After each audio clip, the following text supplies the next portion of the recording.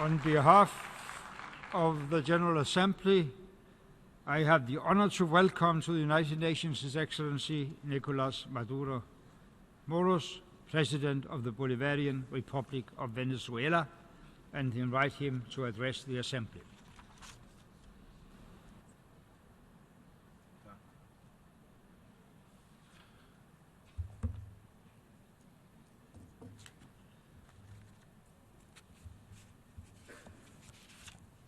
Señor Presidente, Mr. President,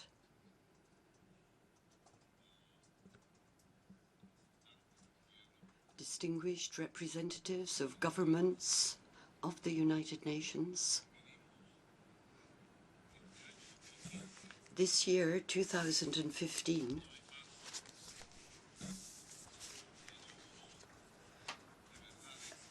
bring us together again, aware of the enormous effort being made by our peoples to move towards an age of dignity, so that we can build a world that respects the different identities of all of our peoples.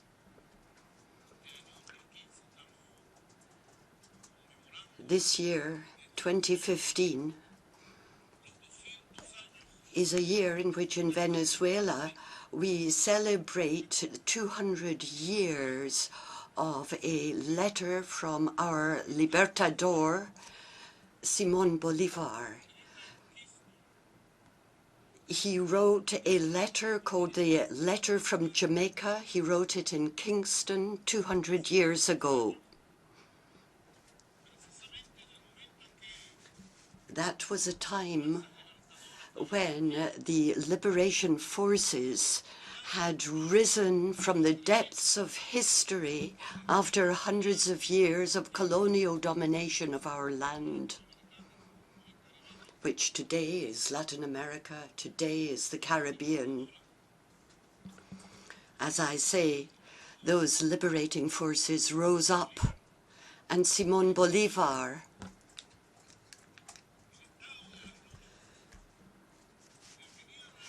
led the struggle and described the path forward. This was 200 years ago. So in the letter from Jamaica, Simón Bolívar set down the elements of an American geopolitical system, a non-imperial system, Simón Bolívar described an anti-colonialist, anti-imperialist geopolitical approach for the Americas.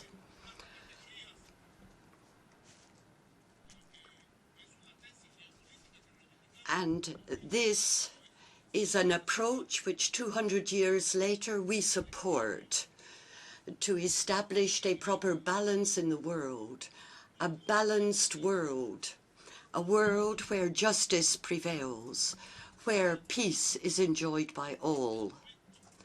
It is 200 years since that prophetic letter was written, and I wanted to tell you all from this rostrum where Pope Francis spoke and addressed the whole human race. Simón Bolívar described a new concept, a new approach to the world, a geopolitical system where peoples could follow their own models of living, a world where people can live together, a world of peace and justice. This is a political approach that rejects every kind of hegemonism, which rejects the threat and the use of force, which rejects military economic domination.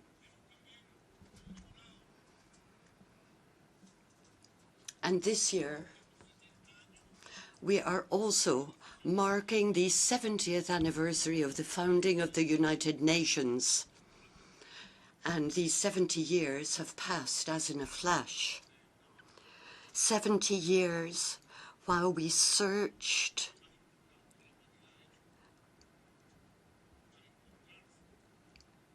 to find a way of settling our relationships so that we could build up a world which would be fit for everybody, a world of inclusiveness without any kind of discrimination.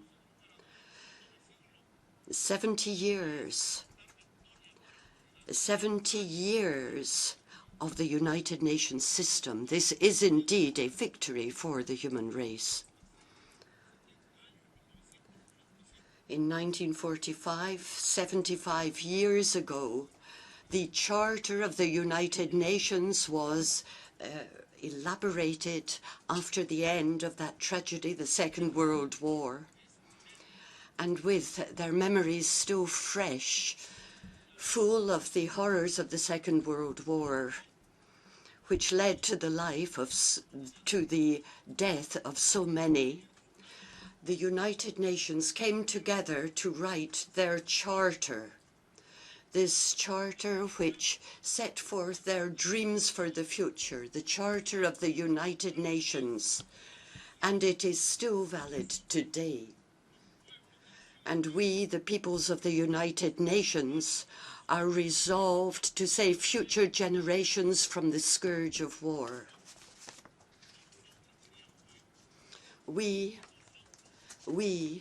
the peoples of the world, in this year 2015,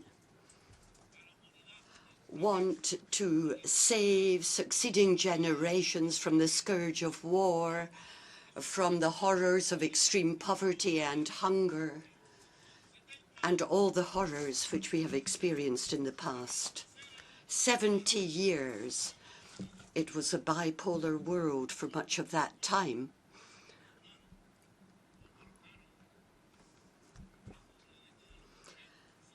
And there was the 1940s, the 50s, the Cold War, the 50s, the 60s, and the very tragic wars that occurred then during that time of a bipolar world. And then with the collapse of the Soviet Union, it became a unipolar world.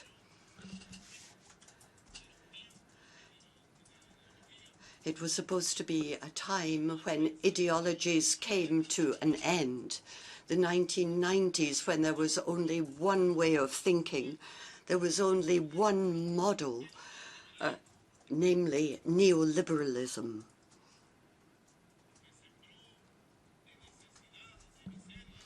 This brought about extreme poverty and deprivation for peoples when it brought about unemployment, sickness to peoples all across the world. The bipolar world of confrontation gave way to a unipolar world of neoliberalism. And this century, very early on, thanks to the efforts of the peoples, has now given way to a time when revolutionary movements are underway, when certainly the peoples of the world, the revolutionary people of Venezuela and the peoples of Southern America and the Caribbean in this 21st century are now seeking to build a multipolar world, a world where there is no hegemonism, a world where there is respect for the other, where the new centers, the new emerging centers of political, economic, and cultural and human resources are being recognized. There are many different parts of the world, and we can have a world that will build up a new road forward. And we use the Charter of the United Nations to ensure the right to human survival, the right to independence, the right to self-respect for all peoples of the world. We want a multipolar, multi-centered world.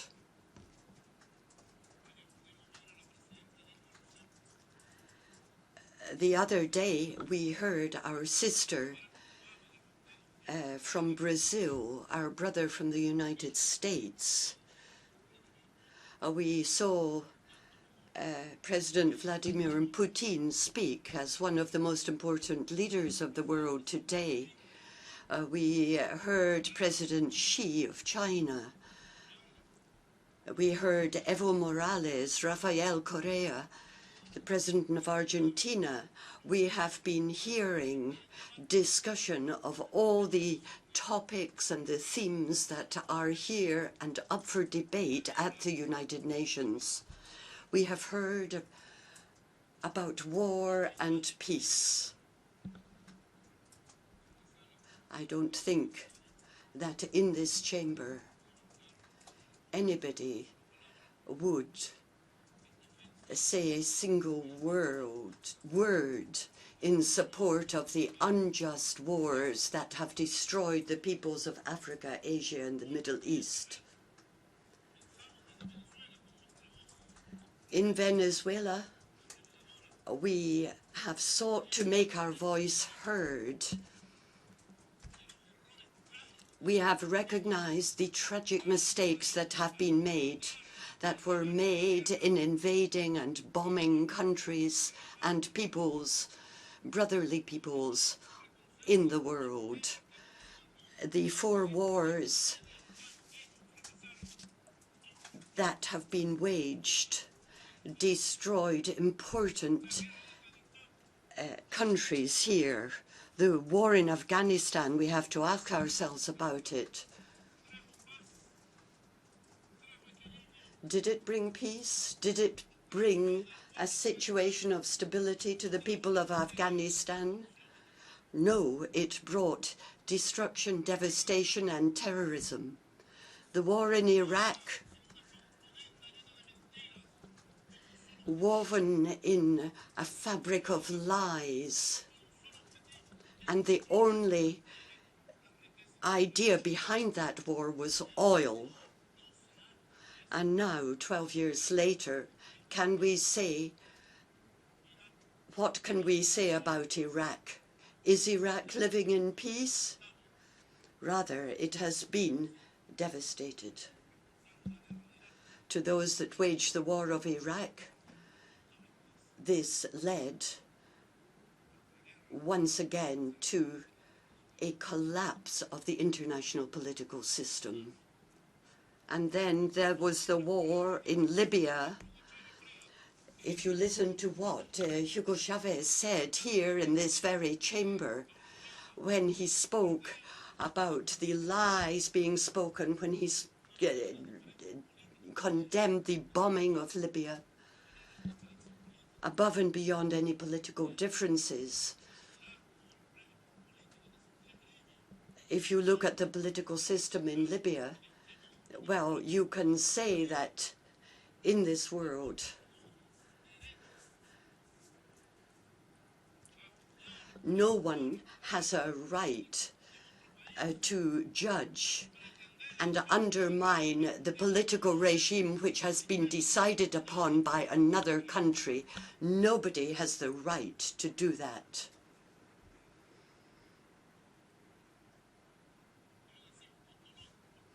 And we are very sorry to be saying this, because we have admired the cultures of the Arab peoples, age-old cultures. We admire the culture of the Muslim people.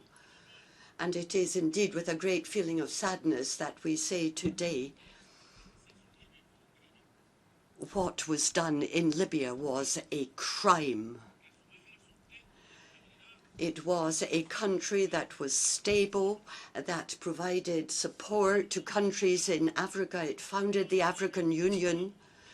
And now today, what is Libya? Is it a stable country in terms of politics and economics? Who's going to pay for the crimes done in Libya, in Iraq, in Afghanistan? Who is going to pay for that? And then Syria. It's like a Hollywood version of terrorism. It's just like a film about terror, the horrors of war. With all due modesty and humility, in Syria, we believe in Venezuela that this has brought even more horror than was experienced in Afghanistan or anywhere else, even in Iraq and Libya.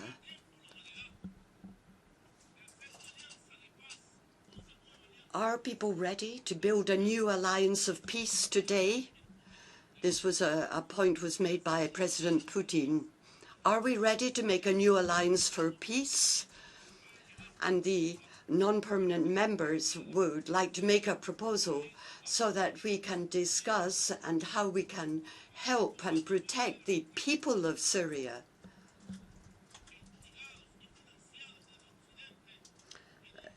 There has been financing and arming from the West, and this has just led to death and destruction in Syria.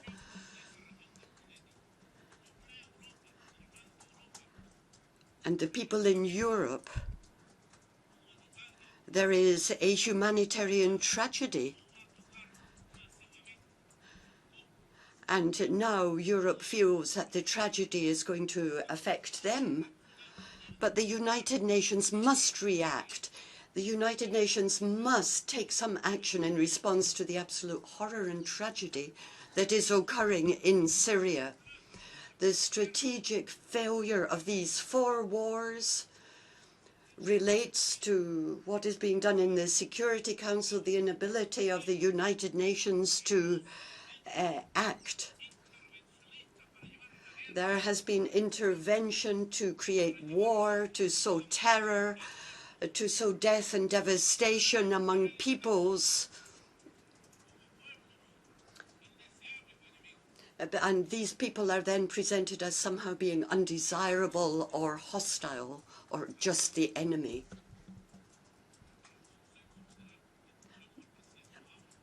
I believe that there was a general consensus that we wanted to hear President Obama speak about peace and development. We wanted to hear the philosophy of peace from major leaders of the world. It is only peace that can ensure that we will achieve the 2030 agenda, which is indeed a very lofty and optimistic program. It is only if we have peace that we can have development and that we can have proper international relations in the world.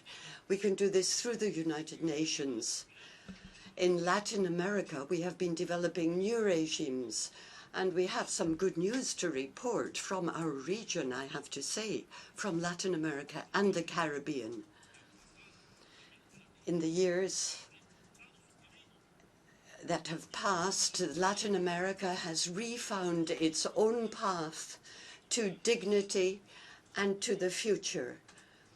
And today, here we can say to the United Nations, in this year 2015, Latin America has been defending its new communities in the Latin America and the Caribbean. And in Havana, we declared that Latin America would be as a zone of peace. This would be in Latin America and the Caribbean. The sub-regional bodies, Petrocaribe, for example, the Bolivarian Alliance for the Peoples of Latin America and the Caribbean, and these are very powerful organizations, and they include also UNASUR. These have been built up.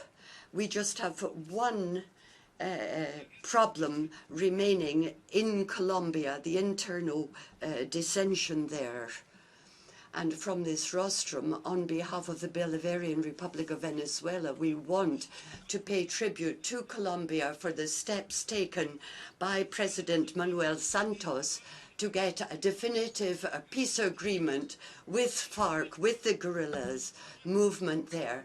And Venezuela will do its utmost to help in strengthening this path towards peace in Colombia. Colombia, the creation of our great libertador, Simón Bolívar. So Latin America is speaking with one voice. And President Raúl Castro, our comrade, Hugo Rodriguez, in the General Assembly of the United Nations, spoke about the US blockade of Cuba.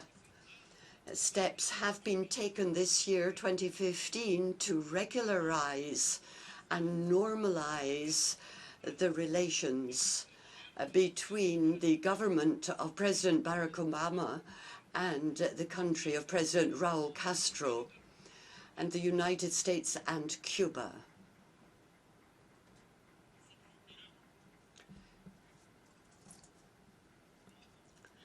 It is our hope, and we would like to say this to the US government, it is our hope today that the relations of the governments of all countries in the United Nations and of all governments in Latin America and the Caribbean should be based on dialogue, respect, acknowledgement of who and what we are, so that once and for all we can turn the page on a history of coups and anti-revolutionary steps and policies. 56 years of economic blockade against Cuba must come to an end as soon as possible. The financial and economic blockade must be lifted.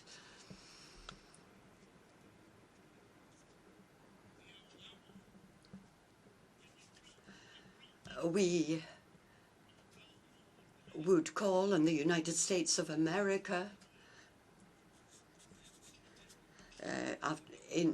President Jimmy Carter in 1979 returned sovereignty of the Panama Canal to Panama, and we trust that the US government will restore Guantanamo to the government of Cuba as soon as possible. Good news, as I said, good news this year.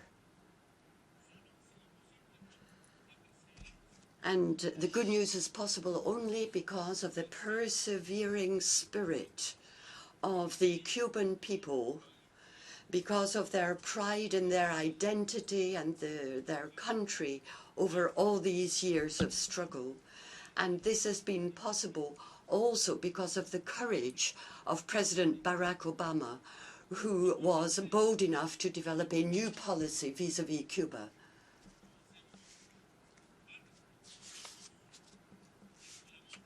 And we are part and parcel of the requests made by Latin American countries to the United Kingdom government that sooner or as soon as possible negotiations begin on the basis of dialogue and international law. Negotiations begin on the Malvinas Islands of Argentina. The right of Argentina to the Malvinas Islands and all of the islands which historically belong to them should be recognized or should be negotiated.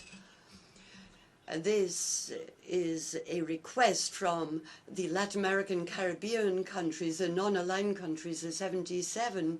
It's a call for a diplomacy based on peace, and it is a call which should be heeded. So, dear brothers and sisters of the whole world, Venezuela has been facing enormous challenges in the last few years. Great challenges as we seek to build an economic and social and political model which is quintessentially Venezuelan, and we base ourselves on that letter from Simón Bolívar.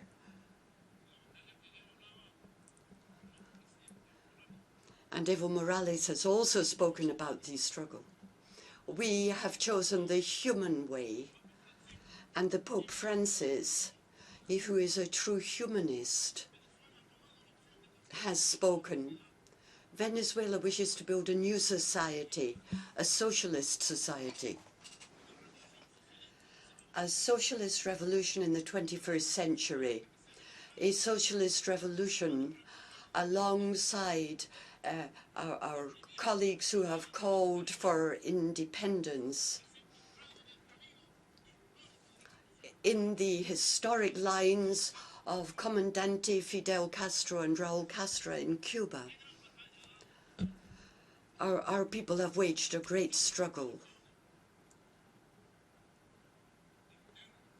Domestically, externally, and recently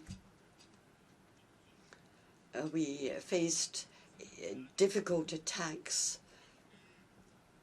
difficult times, and we had to have an open debate and discussion about a threatening edict some months ago by President Barack Obama, who said that Venezuela was an extraordinary threat to the security of the United States. This was an edict, but in Panama, the Summit of the Americas addressed this issue.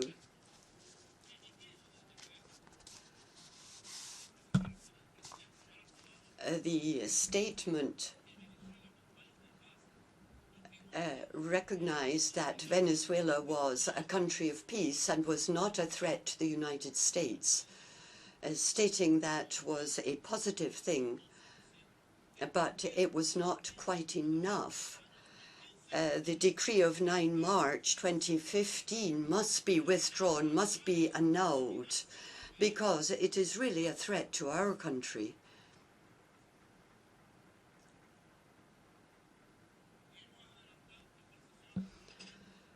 We have initiated conversations and talks with the US government in the same spirit as Cuba had started talks with the US,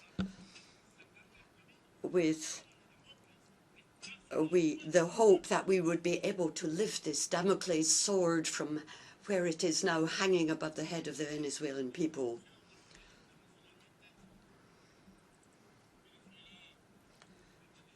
Venezuela, through the diplomacy of peace, has also had to take action along our border. And with all due respect, in this General Assembly of the United Nations, we had to carry out an operation along the border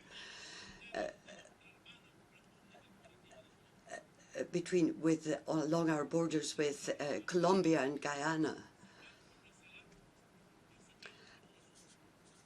We had UNASUR and CELAC who helped to mediate the situation. There was the problem of drug traffickers. And now, today, I can say that we have really positive hopes that the situation will be resolved and we will be able to resume normal working relations with the government of Colombia. And the same applies to our sister republic of Guyana.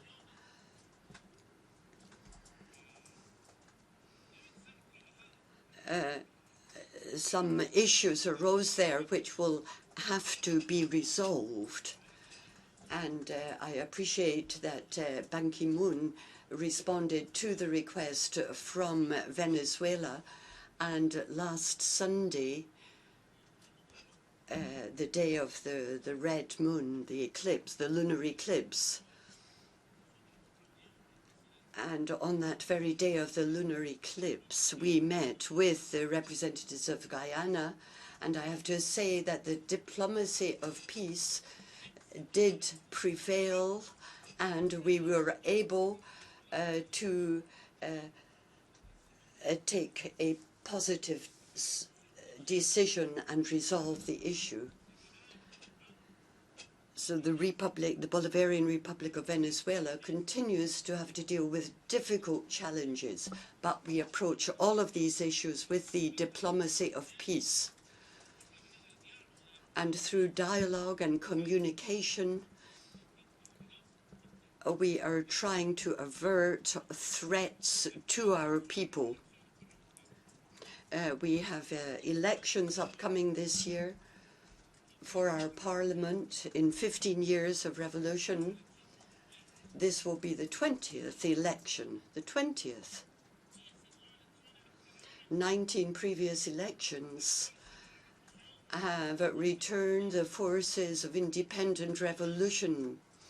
The Bolivarian forces have been re-elected.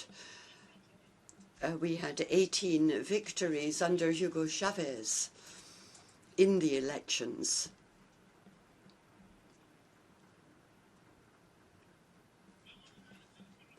And so we're going to be having parliamentary elections soon. Everything is ready. And as Jimmy Carter, former president of the US, said, the Venezuelan electoral system is the most transparent and complete election system he has seen in the world. It enables our people to express their will in the elections which are to be held in December. And I would ask the world to be very alert to any attempts to interfere with the political process in Venezuela. Venezuela intends to continue its path along the democratic road, participatory democracy, because we have our constitution adopted by our people in 1999. Our calling is peace. We have a calling for democracy, for peaceful approaches.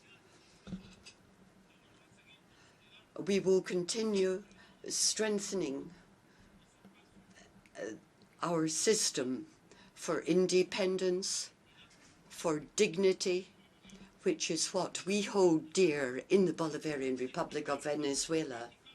So 200 years since that prophetic letter was written, we still, with our own voices, believe in the principles in it. We need another United Nations. We need a true transformation after 70 years. And as Bolivar said, the world needs a new geopolitical system, a new balance, respect, strengthening a new regionalism. The world needs, above all, to respect the truth of the peoples. And hopefully in 15 years' time, in 2030, when the next cycle will be drawing to an end, where we want to achieve equality and eliminate poverty, hopefully in 15 years, 2030, we will be celebrating a new policy of peace, the reconstitution of the peoples who were destroyed by imperialist wars. And we hope that we will have the new rules that the United Nations will be developing to ensure that every people has the right to govern itself. And hopefully by the year 2030, we will be able to build and rebuild this wonderful system which has survived for 70 years with its dream of peace, a dream that is still alive. Long live peace. Thank you.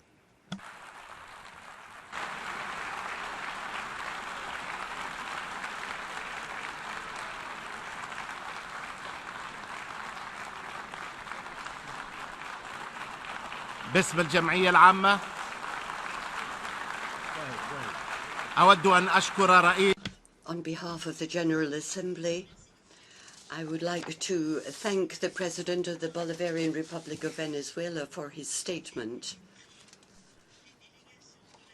May I request representatives to remain seated while we greet the President.